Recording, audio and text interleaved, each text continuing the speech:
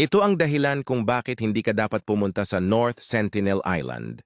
Dahil nang magsimula ang lalaki na mag-vlog ng kanyang pagpunta, isang miyembro ng tribong cannibal ang humarap sa kanya at sinimulan siyang sundan. Sa simula, sinubukan ng lalaki na makipagkaibigan sa miyembro ng tribo. Ibinigay pa niya ang kamera para matulungan siyang mag-record ng kanyang mga natuklasan. Ngunit may masamang balak pala ang gutom na cannibal. Isang araw, nag-alok ang miyembro ng tribo ng isang kakaibang inumin sa lalaki bilang tanda ng pakikipagkaibigan. Agad namang itong ininom ng lalaki. Ngunit ito ang pinakamasamang pagkakamali na kanyang ginawa dahil bigla siyang nanghina na hilo at bumagsak sa lupa.